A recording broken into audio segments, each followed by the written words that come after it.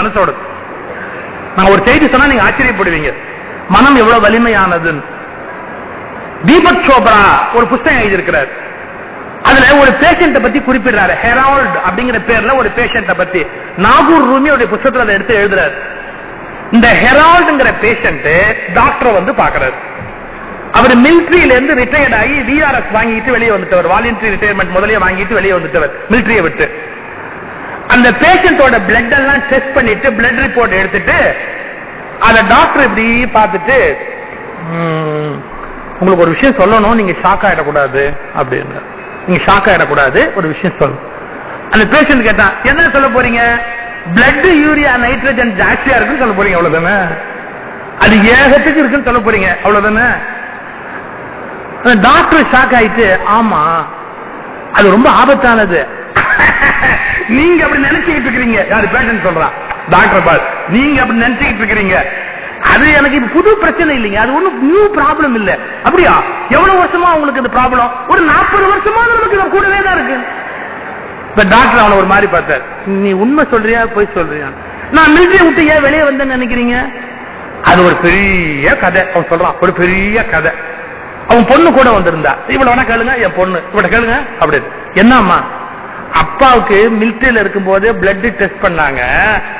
BUN blood urea nitrogen கணக்கு பார்த்துட்டு எவ்வளவு இருக்கணுமோ அத மாதிரி 8 மடங்கு ஜாஸ்தியா இருக்கு. 8 டைம்ஸ் ஜாஸ்தியா இருக்கு. இவர் உயிரோடு இருக்கிறது கஷ்டம், அதனால இவரை நீங்க ரிட்டையர்மெண்ட் கொடுத்து அனுப்புங்கன்னு மிலிட்டரி டாக்டர் சர்டிஃபை பண்ணி அப்பாவை அனுப்பிட்டாரு. அனுப்பும் போதே சொன்னாரு, நீ ஒரு 2 வருஷம் உயிரோடு இருந்தா பெரிய விஷயம்பா, அதுக்குள்ள லைஃப் நல்லா என்ஜாய் பண்ணிக்கோ அப்படின்னாரு. எங்க அப்பா 2 வருஷம் ஆன உடனே மறுபடியும் அந்த டாக்டரை பார்க்கலாம்னு போனாரு. டாக்டர் போயிட்டாரு. எங்க அப்பா அது இருக்குது என்ன கூட போனா கூட போயிட்டு போகுது, என்ன பண்ண போகுது அப்படின்ட்டு ஒரு 5 வருஷம் அதோடய ஒரு பாட்டுக்கு இருந்தாரு. ஒரு 5 வருஷம் கழிச்சு வீட்டுல ஒரு நாள் கொஞ்சம் உடம்பு சரியில்லாம போனது, மறுபடியும் ஒரு டாக்டர் போய் காமிச்சோம்.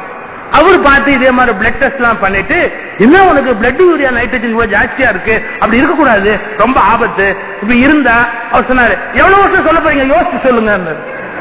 இவர் அவர் சொல்றாரு, யோசிச்சு சொல்லுங்க. ஏன் அவ்வளவு வருஷம் தான் நீ இருப்ப, அதனால சொல்றதுக்கு முன்னாடி யோசிச்சு சொல்லு. அவர் இப்படியே யோசிச்சுட்டு, என்னோட கணிப்புல சார் நீங்க இன்னும் மிஞ்சி போனா ஒரு 2-3 வருஷம் இருந்தா பெரிய விஷயம் அப்படின்னார். எங்க அப்பா அதுக்கு 5 வருஷம் விட்டுட்டு அவரை போய் பார்த்தா அவர் போயிட்டாரு. அதுல எங்க அப்பாவை முடிவு பண்ணார், என்ன நிறைய டாக்டர் அனுப்புறது நல்லா இல்ல அப்படின்னு முடிவு பண்ணி எங்க அப்பா டாக்டரை பாக்குறத நிறுத்திட்டாரு. இப்ப 15 வருஷம் 20 வருஷம் கழிச்சு உங்களை பார்க்க வந்திருக்கிறோம். இவர் சொன்னார், நீ இப்போதைக்கு போக மாட்ட, ஒன்னும் கவலைப்படாத, நான் ஒண்ணுமே ஒண்ணு சொல்லல, ஆனா எனக்கு ஒன்னே ஒண்ணுதான், இது மெடிக்கல் மிராக்கிள், இது மெடிக்கல் மிராக்கிள். நான் உன்னை வச்சு சில டெஸ்ட் பண்ணணும், நீ எப்படி இருந்தேன்? அவன் ஒரு பதில் சொன்னான் பாருங்க. இந்த பதில் சாதாரணமான பதிலே இல்ல. என்ன, எனக்கு என்னமோ ரத்தத்துல கோளாறுன்னு உங்களை மாதிரி பைத்தியம் பிடிச்ச டாக்டர் எல்லாம் சொல்லிட்டு இருக்கிறீங்க, எனக்கு ஒண்ணும் இல்லை அப்படின்னு நான் தெளிவா இருக்கேன். எனக்கு ஒண்ணும் இல்லை அப்படின்னு நான் தெளிவா இருக்கிறேன். தீபக் சோப்ரா முடிக்கிறாரு, உங்களுக்கு நிஜமாவே உடலில் பல கோளாறுகள் இருந்தாலும் எனக்கு ஒன்றுமில்லை என்கிற மன எண்ணம் வந்துவிட்டால் அந்த நோய் இல்லாதவர்களாகவே நீங்கள் ஆரோக்கியமாக வாழ முடியும்.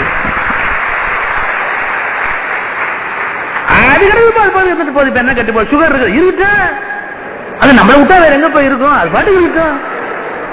பிபி என்ன கட்டு போச்சு, அது பாட்டுக்கு இருக்குமே. அதை வச்சுக்கிட்டு அதுக்கு ஸ்வீட் சாப்பிடுங்க நான் யோசனை சொல்லல, அது ரொம்ப அயோக்கியத்தனமான யோசனையா போயிடும். ஆனா இப்ப சொல்லட்டுமா, இந்த நாட்டில் சார் நோயால் இறந்தவர்களை விட நோய் பற்றிய பயத்தால் இறந்தவர்கள் அதிகம். நோயால் இறந்தவர்களை விட நோய் பற்றிய பயத்தால் இறந்தவர்கள் அதிகம். இதை புரிஞ்சுக்கிட்ட போறதா? சரி, இருக்கு இருந்துட்டு போட்டோம், அது பாட்டுக்கு ஒரு நோய் இருக்கு, என்ன கட்டு போச்சு.